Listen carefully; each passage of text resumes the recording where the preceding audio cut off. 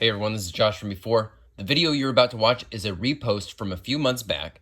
This is a close-up look at the custom action figures that my friends and I created to make the fake toy ad in our comic book Drop Shadow. We're in the final couple days of the Kickstarter campaign. You all have made this just a tremendous success, blown our expectations away. Thank you so much for being a part of this. And in case you missed this video from a few months back, here is a close-up look at the figures we made for the fake toy ad. So with the help of my friend Danny, who runs the toy channel Galactic Geek, go check him out. That's galactic_geek. And our friend Wilson put these figures together. You can probably tell they're mostly Marvel Legends based. I wanted to take a closer look at them and show you what went into putting them all together. So we'll start with our hero here. This is the titular character Drop Shadow, the graphic designer Vigilante. By day, he is a graphic designer named Matt Finish, and he is preoccupied with bad design choices, and they drive him nuts. So if he sees a billboard that it has poor font choices, or if he's at the coffee shop and the menu on the wall has typos, it just drives him nuts, and he's committed to correcting the bad design in Canvas City. And this figure was made with, the body here is a Killmonger, Marvel Legends Killmonger. We were looking for something that is a literal, real world based, just felt like something somebody could kind of put together with stuff in their closet. The armor plates maybe being a little bit of a stretch, but that's all right. It makes them look heroic.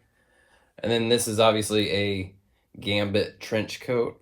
And the thing about customs, I'm always trying as hard as I can to avoid taking the limbs off, especially on Legends. It's not particularly easy, and it always stresses me out, worries me that I'm going to break the figure.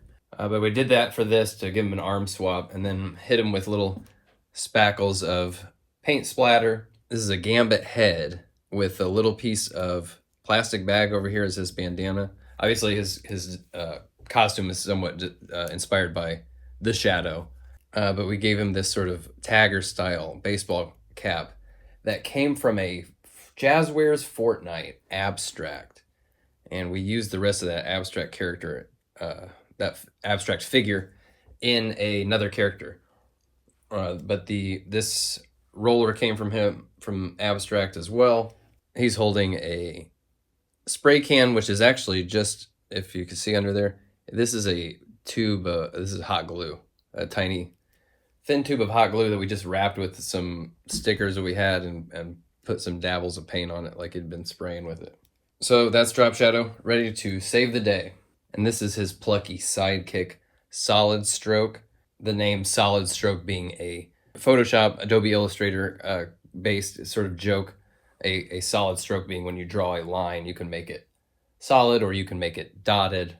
And this character is made using the body of that aforementioned Jazzwares Fortnite abstract, who just looks like a graffiti tagger. Didn't do a ton to this guy to make him much different than the base figure. We just splattered some paint on him, gave him these little strappies on his legs with a couple paint cans. And in the you see in that City Dio video, we had him rigged up with an airbrush, and he was riding on a wave of paint. Kind of similar to something like you'd see like Iceman, in the X-Men or something, sort of surfing on a wave that he's creating as he goes along. Solid Stroke's secret identity is Fill Stroke, which is yet another pun. His name is Phil, but in Photoshop, Fill, F-I-L-L, is when you fill a shape with a color, So the puns just keep on coming. And what is a dark costumed vigilante hero without a anarchic clown villain? This is Comic Sans.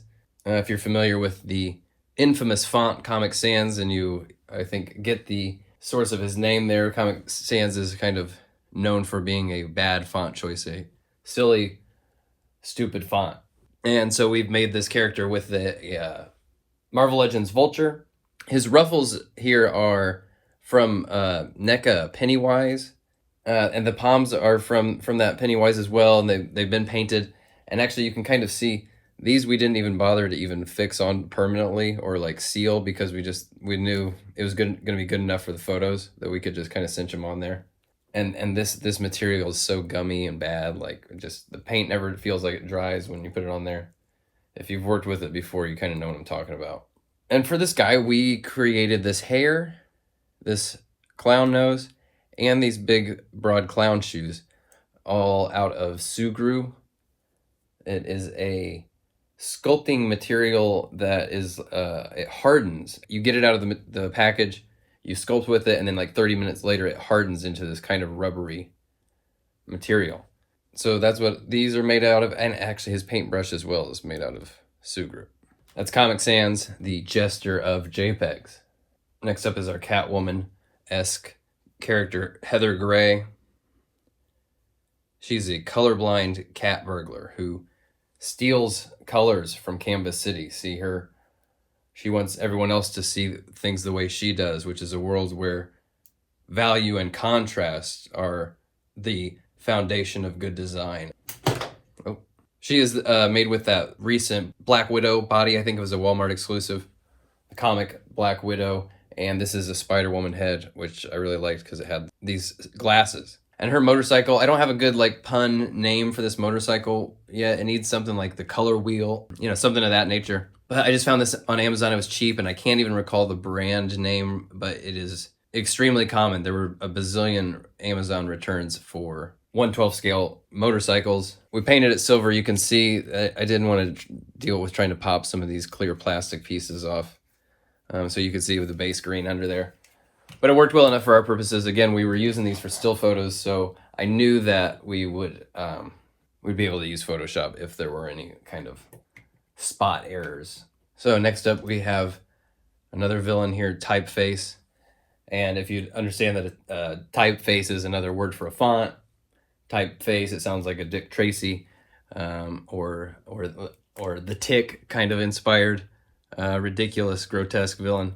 This is the Joe Fixit Build-A-Fig from Marvel Legends. And then for the typewriter head, I was really trying to find like a dollhouse sized typewriter. I was having a hard time doing it. And my friend Wilson found this tutorial on YouTube how to make one out of clay and stuff.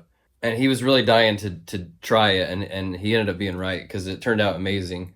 It's just mostly sculpting clay. You can see these pieces of an old zipper. This is a hair clip, different colored clay for the white piece of paper, and it looks hilarious. He's got just such an expressive face when you look at it like that. And then the real bit of genius was while the clay was still soft before we baked it, we pushed it onto this ball peg, so it has this recessed spot in it. And we put just sticky tack on there to kind of keep it a little more sturdy.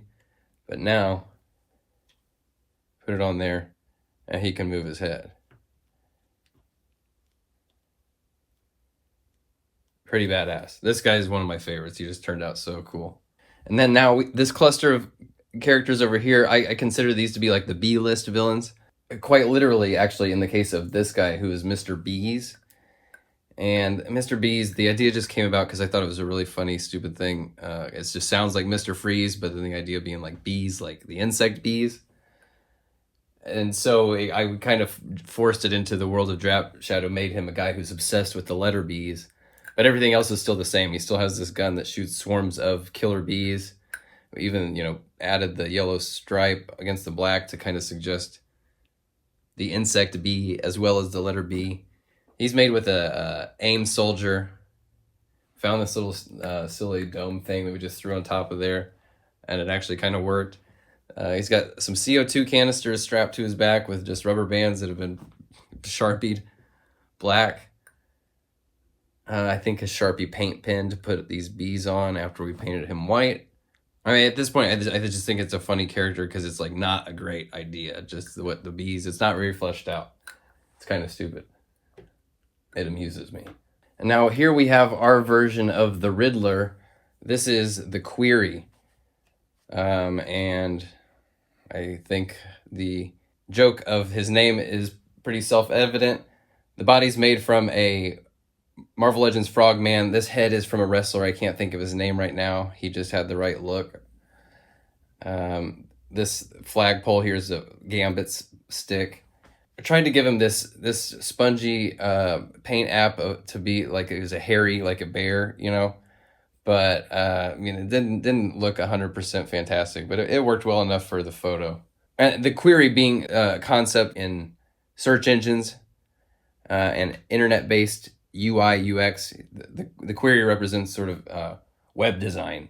So you see, we kind of it's not all specifically graphic design. It kind of branches into other disciplines, you know, we could explore even architecture, interior design, anything like that that has principles of design in it. You could kind of just spin terms of phrases and coin new characters, you know, pretty easily. And then finally here is Flash. Flash, another sort of web design based gag. The idea of like Flash Player, and even Adobe Flash also being just obsolete, no longer supported, on life support. A shadow of his former glory days, and this is obviously made with Marvel Legends Xavier from Logan. Painted his cardigan red and put these little embellishments from McFarlane DC Multiverse Flash, Rebirth Flash. Another CO2 tank with a little bread tie there as his oxygen tank. And then the only ones I don't have here that you would have seen in the video are the secret identities of Drop Shadow and Solid Stroke. There is Matte Finish, who is made with a Marvel Legends TVA Loki body and a Paul Rudd Ant-Man head. And then Phil Stroke is the Hood from Marvel Legends with a Chris Pratt Star-Lord head. So that is the roster, the character roster for Drop Shadow. I will have more information about the comic book as it becomes available, which will be very soon. Thanks for watching, and I will see you all next time.